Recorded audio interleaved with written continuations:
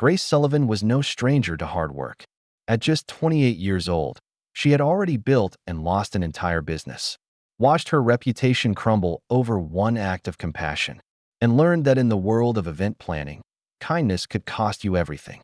Now, as she stood outside the Grandview Hotel clutching her worn portfolio, she wondered if today would be the day she finally clawed her way back or lost what little remained. The hotel's marble lobby gleamed under crystal chandeliers, each surface polished to perfection. Grace's thrift store blazer felt thin and inadequate as she walked past wealthy guests in designer clothes. The contrast was stark, a constant reminder of how far she'd fallen. She approached the concierge desk, her voice steady despite the anxiety churning in her stomach. "I'm here to see Victoria Ashford.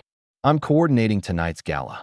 Before we jump back in, tell us where you're tuning in from, and if this story touches you, make sure you're subscribed, because tomorrow, I've saved something extra special for you." The concierge barely looked up. "Fourth floor, ballroom C. Take the service elevator." Grace found Victoria Ashford exactly where she expected, standing in the center of the empty ballroom with a clipboard and an expression that could freeze water. Victoria was tall, immaculately dressed in a black suit, her dark hair pulled back so tightly it seemed to stretch her face. She looked Grace up and down with barely concealed disdain. "You're early. Good.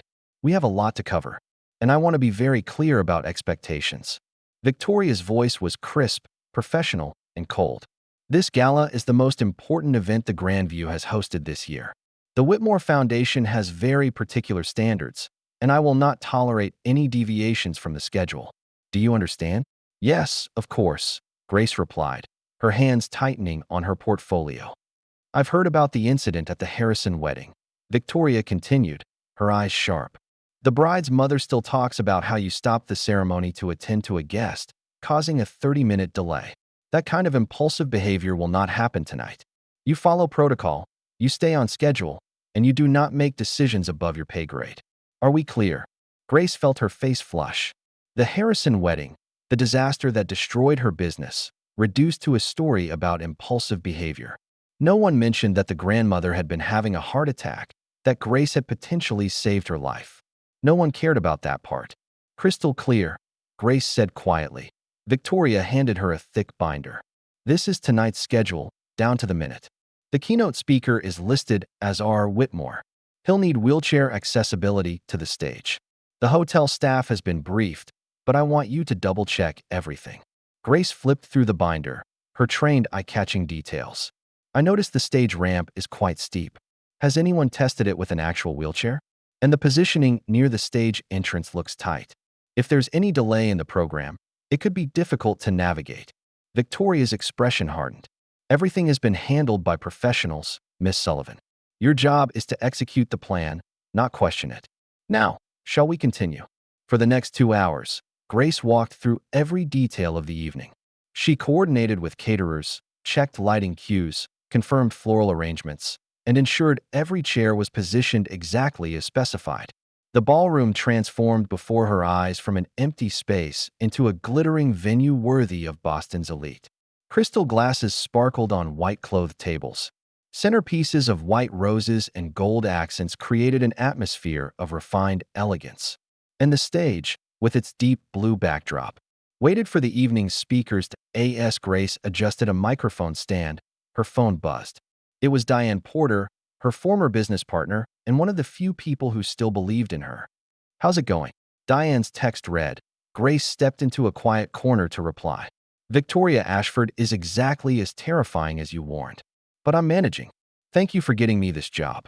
You earned it, Grace. You're the best coordinator I know. Just remember why you're there. This paycheck matters." Grace didn't need the reminder.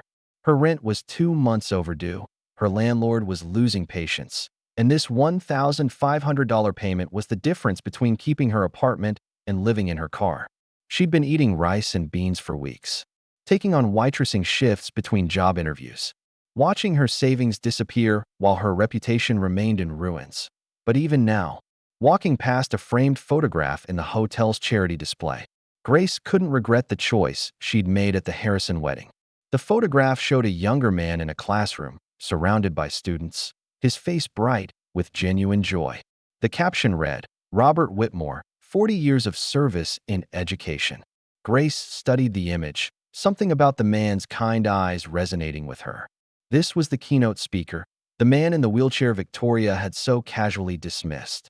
Grace, Victoria's sharp voice cut through her thoughts. Guests will begin arriving in an hour. I need you in position with your headset. And remember, no deviations. No heroics. Just do your job. Grace nodded, pushing down the familiar weight in her chest. Her mother's voice echoed in her memory, words spoken 1,000 times during Grace's childhood. Baby, we don't just help when it's convenient. We help because it's right. Her mother had been a nurse, had dedicated her life to caring for others with dignity and compassion. Grace had tried to live by those values, and it had cost her everything. As the first guests began arriving in designer gowns and tailored tuxedos, Grace took her position near the stage, headset in place, clipboard in hand. The ballroom filled with Boston's wealthiest citizens, champagne flowed, and conversation hummed with the self-assured tones of people who had never worried about rent or reputation. Grace orchestrated from the shadows, invisible and essential, exactly where Victoria wanted her. But Grace couldn't shake the feeling that something important was being overlooked, that the evening's careful planning had missed something vital. She thought of Robert Whitmore's kind eyes in that photograph and wondered if anyone in this glittering room would truly see him when he arrived. Or if he, like her, had become invisible to people who mattered. The gala was in full swing, and Grace moved through the margins of the ballroom like a ghost, managing small crises with quiet efficiency.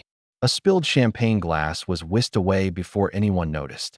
A malfunctioning spotlight was quickly adjusted, and when the string quartet's second violinist's bow broke, Grace had a replacement delivered within minutes. This was what she did best, making everything appear effortless while working tirelessly behind the scenes, across the ballroom. Near the side entrance typically used by staff and deliveries, Robert Whitmore arrived with his aide, James Rodriguez. Grace happened to be nearby, coordinating with a server when she first saw them. Robert sat in his wheelchair with quiet dignity, his hands trembling slightly as they rested on the armrests.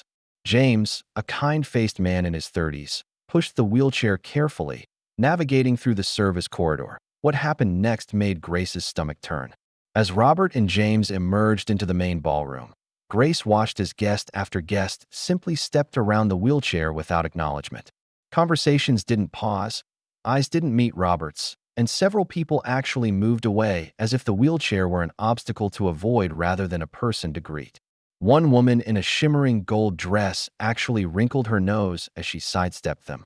Continuing her discussion about vacation homes in the Hamptons without missing a beat, James's jaw tightened with each dismissal. But Robert's expression remained neutral, almost resigned, as if this was exactly what he'd expected. Grace felt a familiar ache in her chest, the same feeling she'd had watching the grandmother at the Harrison wedding struggle for breath while guests complained about the delay.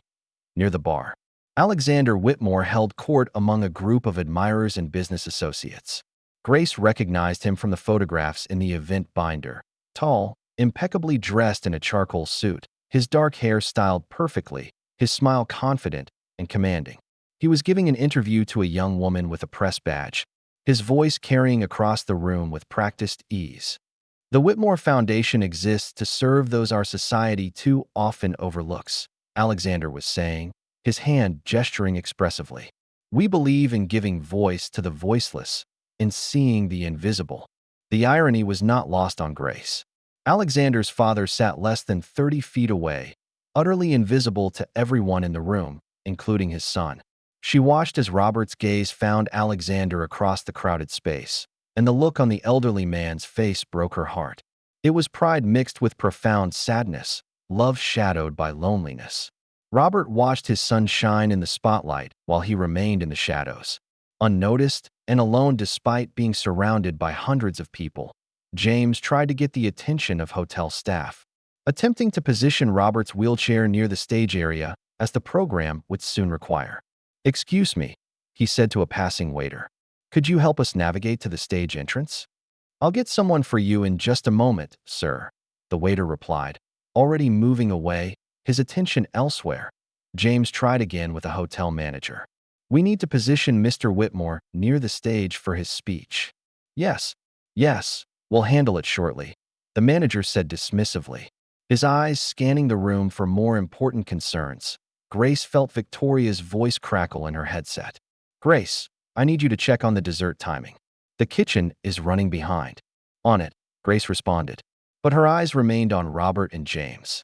She watched as Marcus Wellington, a board member she recognized from the event materials, actually bumped into Robert's wheelchair while backing away from a conversation. The man glanced down, offered a perfunctory "excuse me," and immediately returned to his discussion about stock portfolios.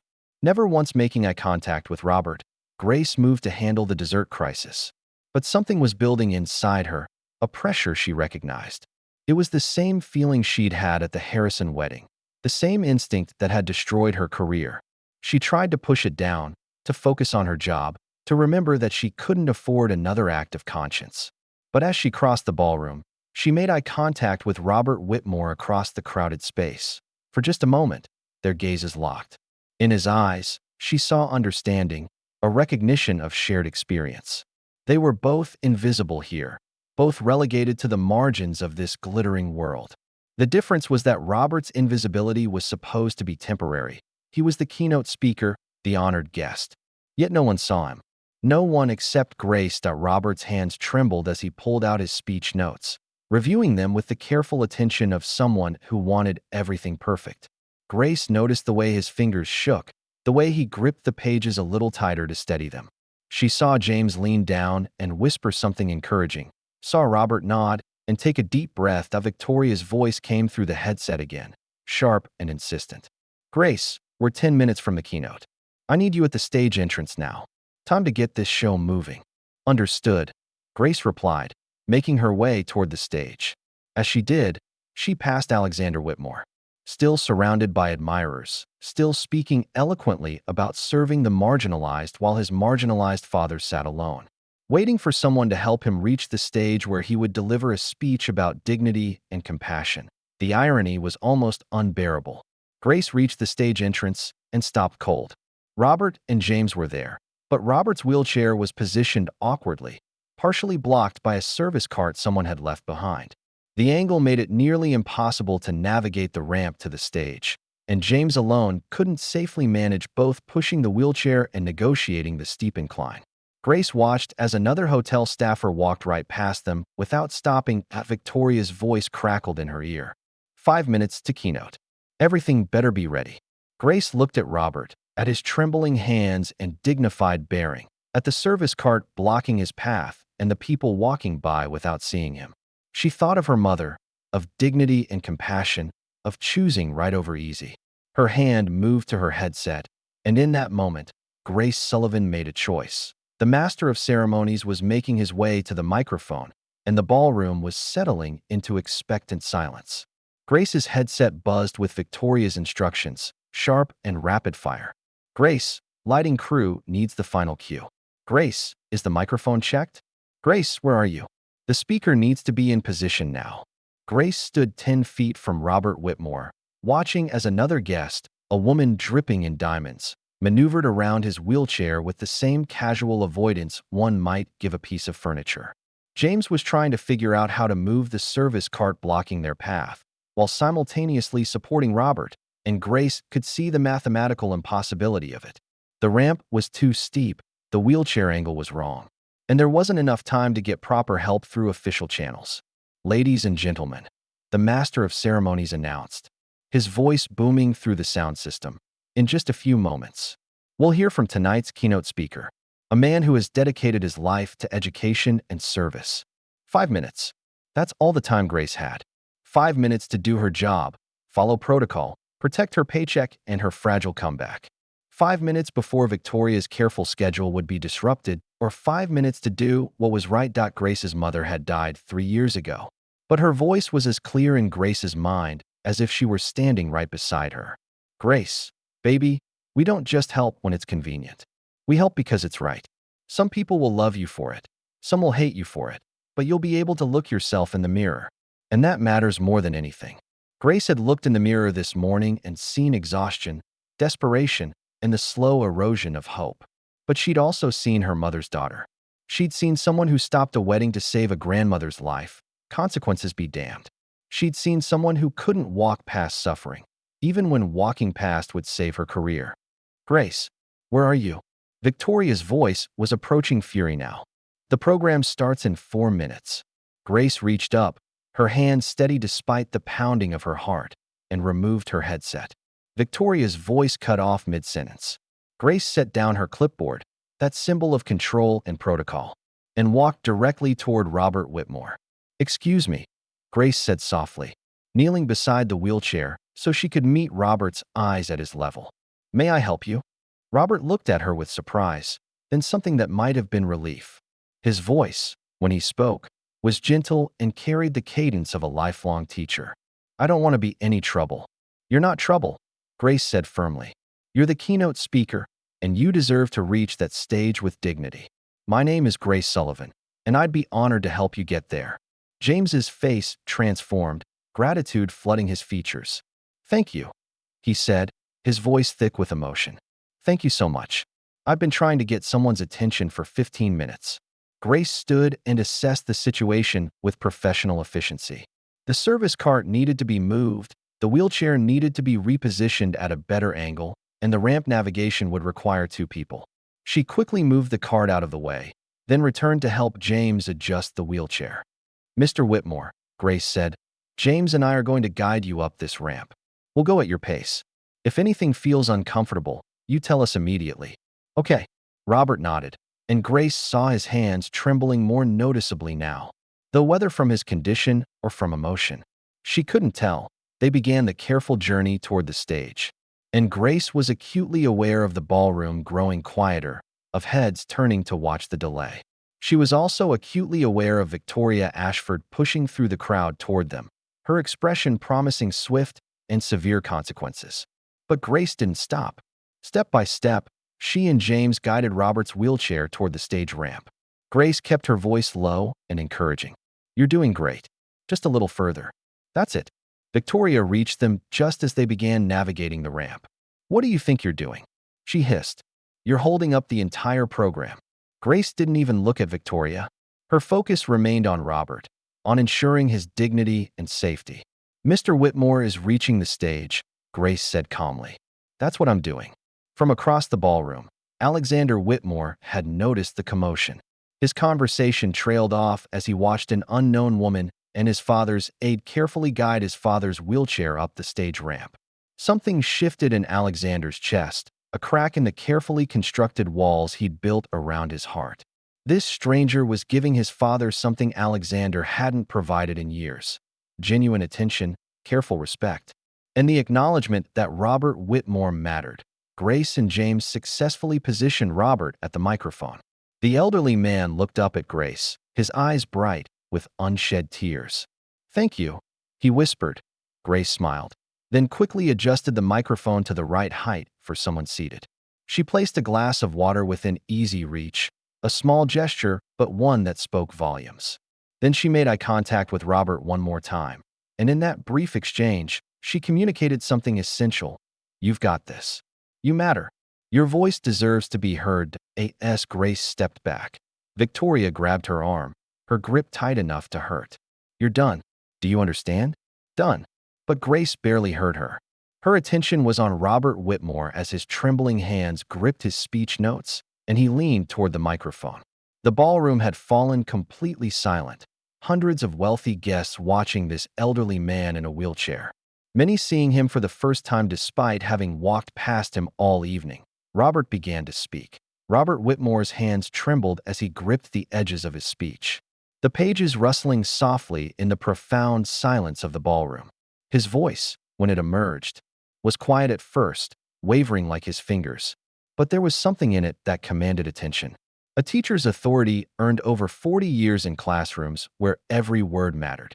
"Good evening," Robert began, his eyes scanning the sea of designer gowns and expensive suits. "My name is Robert Whitmore, and for most of my life, I was visible. I taught English literature to students in neighborhoods most of you have never visited. Students whose brilliance was often overlooked because of where they came from, what they looked like, or how much money their families had. Preparing and narrating this story took us a lot of time, So if you are enjoying it, subscribe to our channel. It means a lot to us. Now back to the story. The ballroom remained utterly silent. Grace stood at the back now, her heart pounding, watching as Robert's voice grew stronger with each sentence.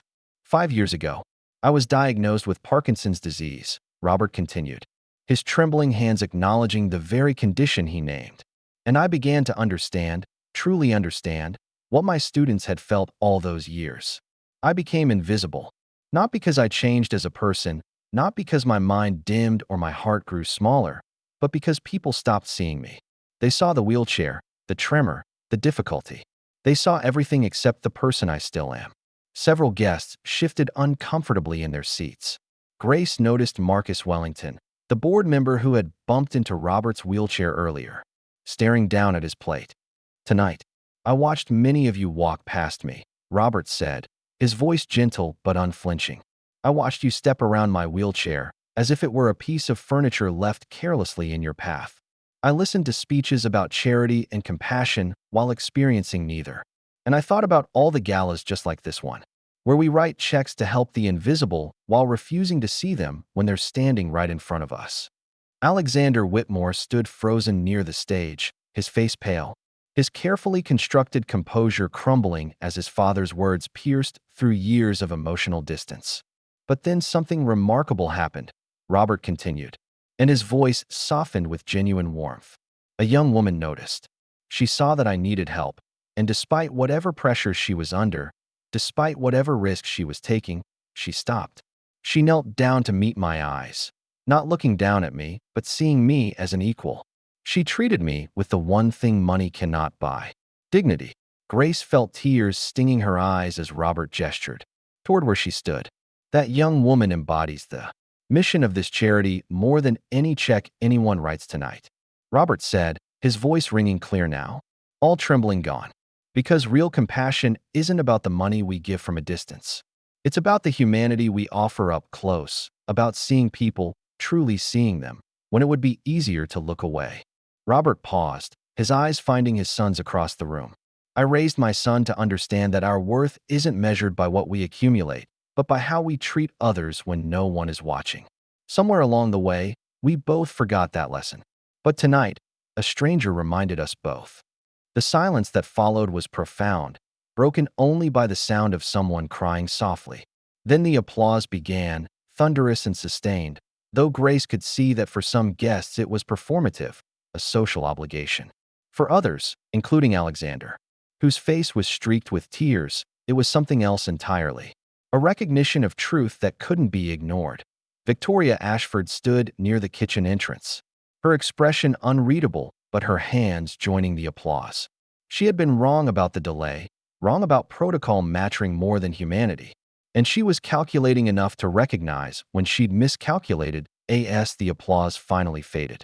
Robert concluded simply, "Thank you for listening.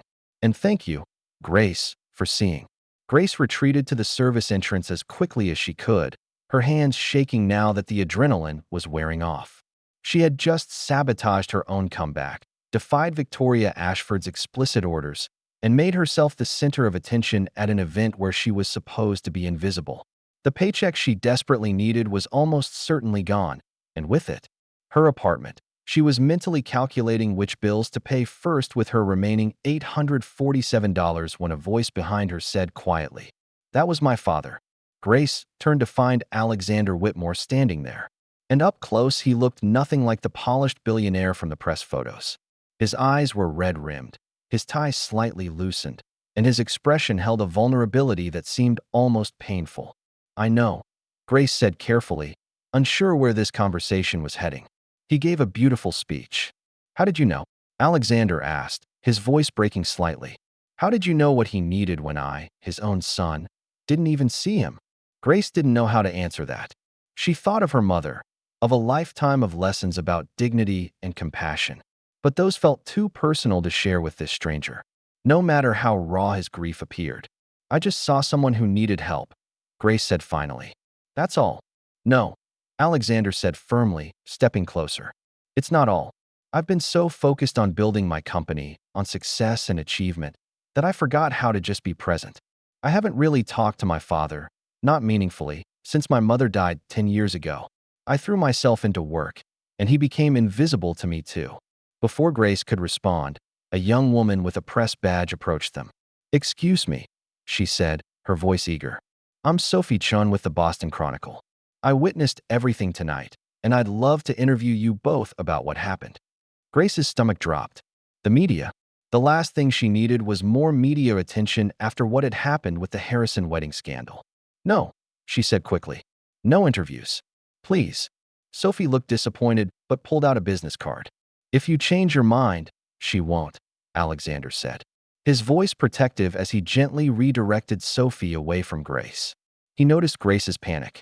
The way her breathing had quickened, and something in his expression shifted to concern. "Are you all right?" "I'm fine," Grace lied.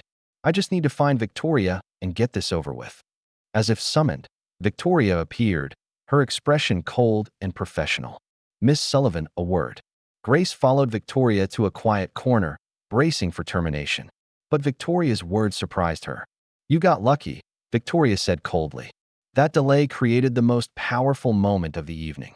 "The guests are moved, Mr. Whitmore is pleased, and the foundation has already received 3 major donation commitments. So I won't fire you tonight." Grace felt a flicker of hope. However, Victoria continued, her voice like ice. "You will never work for the Grandview Hotel again. You defied direct orders, and I cannot have coordinators who think they know better than management. You'll receive your payment, but don't list me as a reference." Grace nodded, too exhausted to argue. She collected her things and walked out of the Grandview Hotel into the cold Boston night, certain that this evening would fade into memory like everything else. Just another moment of choosing right over easy. Another professional bridge burned for the sake of conscience. She had no idea that across the city, Sophie Chun was already writing an article that would change everything. 3 days passed in a blur of job applications and mounting anxiety. Grace returned to her apartment to find an eviction notice taped to her door, bright orange and impossible to ignore. 2 weeks to pay rent or vacate. She sat on her threadbare couch and stared at the notice until the words blurred, wondering how much longer she could keep fighting. Then Diane called, her voice breathless with excitement. "Grace, have you seen the Boston Chronicle? There's an article about you, about the gala." "Grace, it's gone viral." Grace's hands shook as she pulled up the article on her phone. The headline read, "The Invisible Man at the Charity Gala. How One Woman's Compassion Revealed a Billionaire's Blind Spot." Sophie Chun had written beautifully, framing Grace not as a hero, but as someone who simply did what should have been obvious. But what made Grace's breath catch was the sidebar, an interview with the grandmother from the Harrison wedding, the woman whose heart attack Grace had responded to, causing the infamous delay. "Grace Sullivan saved my life," the grandmother said in the article. "While everyone else was worried about the schedule and the photos, she saw that I was in distress. She called 911. She stayed with me, and according to the paramedics, her quick action prevented a fatal heart attack. The family blamed her for ruining the wedding, but she gave me more years with my grandchildren. That's the kind of person Grace Sullivan is." The article had thousands of shares, hundreds of comments, and suddenly Grace's phone wouldn't stop ringing with interview requests and messages of support. Diane was crying with joy. Strangers were defending Grace online, and the narrative that had destroyed her reputation was finally being corrected across the city. Alexander Whitmore sat in his corner office and read the same article for the 3rd time. Then he did something he hadn't done in years. He canceled all his morning meetings, got in his car, and drove to his father's modest house in a quiet neighborhood he hadn't visited in 6 months. Robert answered the door, surprise and pleasure crossing his face. "Alexander, is everything all right?" "No, Dad," Alexander said, his voice breaking. "Nothing's all right, but maybe it could be. Can we talk?" Grace agreed to meet Alexander at a small coffee shop, neutral territory where she could leave if things felt wrong. She arrived with questions prepared, her wariness evident in every careful gesture. Alexander slid a folder across the table, his expression earnest. "The Whitmore Foundation needs to change," he said quietly. "My father's speech made me realize we've been performing charity instead of practicing it. I want you to help me fix that. This is a genuine offer for Director of Community Engagement." Grace opened the folder, scanning the job description and salary. It was more money than she'd ever made. but something held her back. "Is this guilt money?" she asked bluntly. "Am I your redemption project?" Alexander didn't flinch. "Maybe partly, but that doesn't make the position less real or the work less necessary. Look at our current programs and tell me honestly what you see." Grace spent the next hour reviewing the Foundation's initiatives, and her assessment was brutal. "These are publicity stunts," she said finally. "Feel-good projects that don't address root causes. You're putting band-aids on bullet wounds." Instead of defensiveness, Alexander simply asked, "How would you fix them?" Over the following weeks, Grace accepted a consulting role to audit the Foundation's work. She visited programs, interviewed community members, and discovered a pattern of good intentions without meaningful follow-through. But she also spent time with Robert, who became an unexpected mentor. His stories about teaching, about seeing potential in dismissed students, reminded her why this work mattered. Alexander began joining Grace on community visits, learning to listen instead of lead. At a youth center, a teenager named Deshawn challenged him directly. "Why should we trust you?" he asked, arms crossed. "You're just another rich guy doing a photo op." Alexander paused, then admitted honestly, "I don't have a good answer for that. I haven't earned your trust yet, but I'm willing to try if you'll give me the chance." It wasn't much, but it was honest. And Grace saw the slightest softening in Deshawn's expression, just as Grace began to trust the situation. Her past returned with vengeance. Mrs. Harrison launched a social media campaign claiming Grace was manipulating the Whitmores, digging up every negative review from Grace's ruined business. The attack spread through Boston's elite circles like wildfire, with Victoria Ashford providing subtle quotes that undermined Grace's character. Grace read the spiraling accusations and felt the familiar suffocation of her reputation being destroyed again. She drafted her resignation letter, certain Alexander would want to avoid the scandal. But instead, he surprised her by holding a press conference. "Grace Sullivan helped my father when no one else would," Alexander said, his voice steady. "She risked her job to show him dignity. If that's the kind of person Mrs. Harrison calls a manipulator, then our society has lost its moral compass." Robert joined him, sharing how Grace's kindness had reminded him of his own worth. Security footage from the gala played on screens behind them, showing Grace's choice in real time. The Harrisons' narrative crumbled, but the experience left Grace shaken, wondering if she would ever escape her past. Weeks after the scandal, Grace officially accepted the director position, though the power dynamics still felt complicated.